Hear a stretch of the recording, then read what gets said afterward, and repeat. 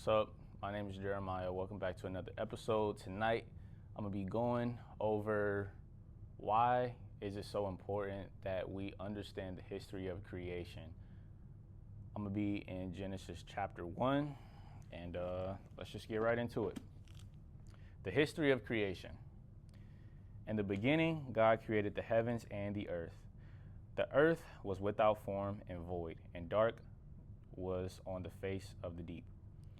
And the Spirit of God was hovering over the face of the waters. Then God said, "Let there be light." And there was light.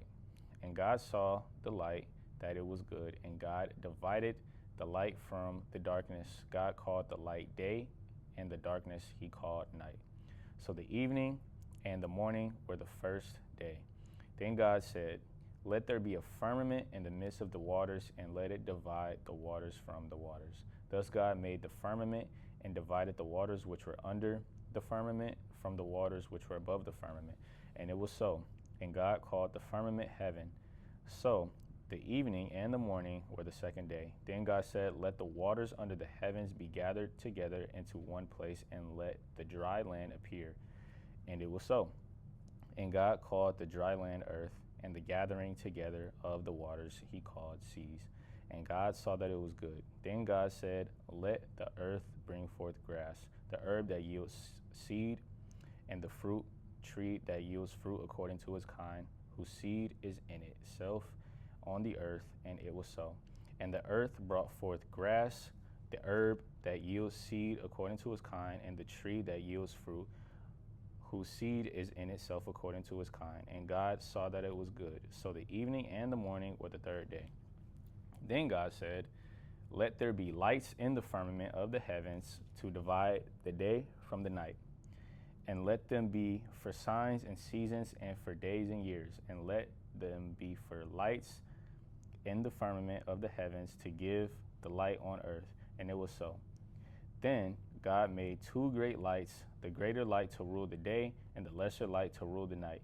He made the stars also. God set them in the firmament of the heavens to give light on the earth, and to rule over the day and over the night, and to divide the light from the darkness. And God saw that it was good. So the evening and the morning were the fourth day. Then God said, "Let the waters abound with an abundance of living creatures, and let birds fly above the earth across the face of the firmament of the heavens." So God created sea creatures and every living thing that moves, with which the waters abounded according to their kind, and every winged bird according to its kind. And God saw that it was good. And God blessed them, saying, "Be fruitful and multiply, and fill the waters and the seas, and let birds multiply on the earth." So the evening and the morning were the fifth day. Then God said, "Let the earth bring forth the living creature according to its kind, cattle and creeping thing, and beasts of the earth, each according to its kind." And it was so. And God made the beast of the earth according to its kind, cattle according to its kind, and everything that creeps on the earth according to its kind. And God saw that it was good. Then God said, "Let us make man in our image according to our likeness. Let them have dominion over the fish of the sea, over the birds of the air, and over the cattle, over all the earth, and over every creeping thing that creeps on the earth." So God created man in his own image. In the image of God, he created them. Male and female, he created them. Then God blessed them, and God said to them, "Be fruitful and multiply, fill the earth and subdue it. Have dominion over the fish of the sea, over the birds of the air, and over every living thing that moves on the earth."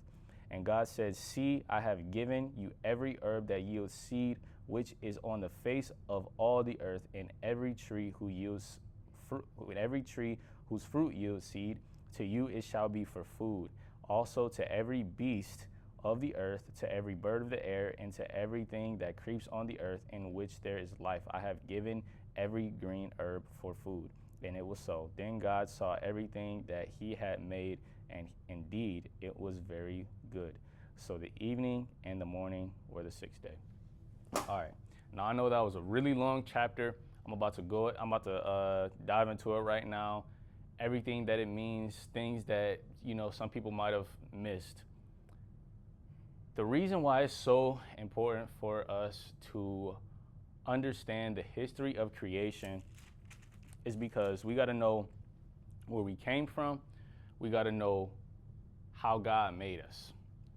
So, in the Bible, God says, let us create man in our image and likeness. Let them have dominion over every living thing on the earth. What is dominion? Dominion is pretty much authority. So, if we're created in the image and likeness of God, according to God, we got to ask ourselves, okay, well, what is the likeness of God? We already know the image of God because we're created in it. We see we're created in the image of God. So what is the likeness of God? All through Genesis chapter 1, we see that God is very creative. He created the heavens. He created the earth. He created grass. He created the trees. He created the animals. Every living thing. He created us. He created every living thing on earth. He created the form of the earth and all things that are on it. How did he create these things? God created these things through his words. God said, let there be light. God said, let there be every tree that bears fruit. God said, let there be creatures of the sea and all that stuff. So if God's likeness is creative and we're made in the same creative likeness as God, what does that tell us about ourselves? That tells us that our words hold power.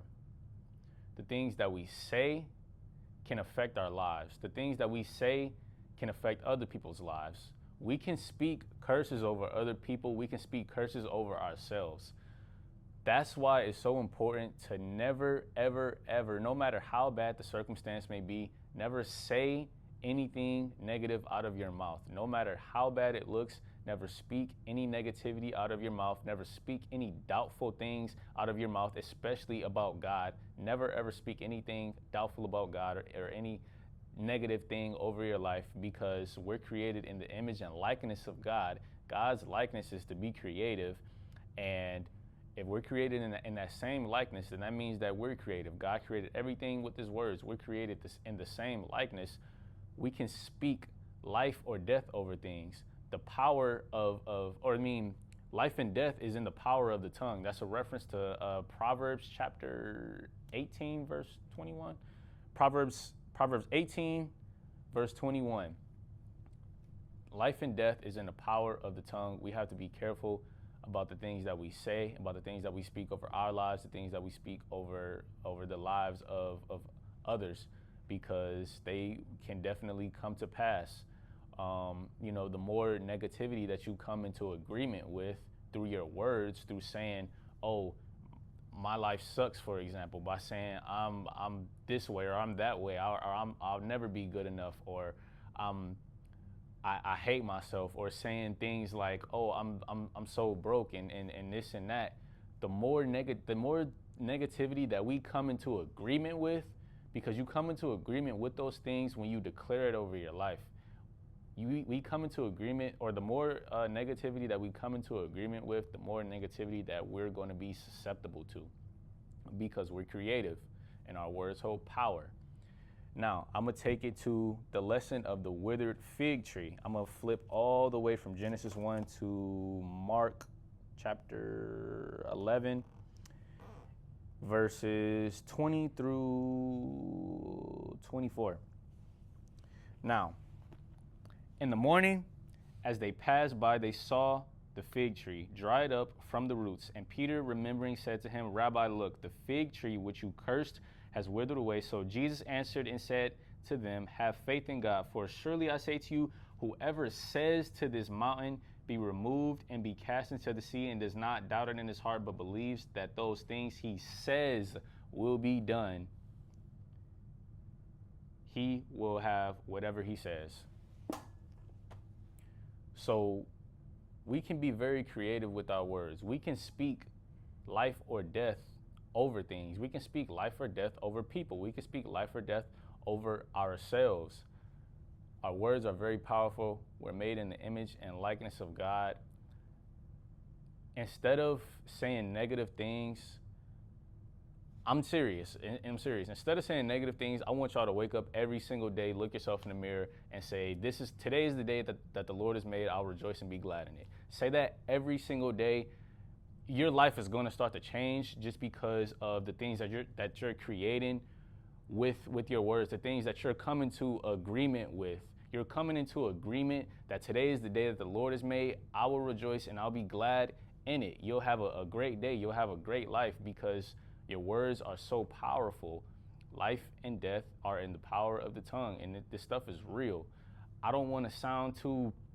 I don't want to make it seem like, oh, I'm so creative and I can just manifest whatever. I can just manifest through the universe and whatever. No, I'm not telling you to jump into all that new age spirituality stuff because, you know, that's not what I'm talking about at all. That's not what I'm telling people to do. I don't want to, you know, misguide people or lead people in the wrong path.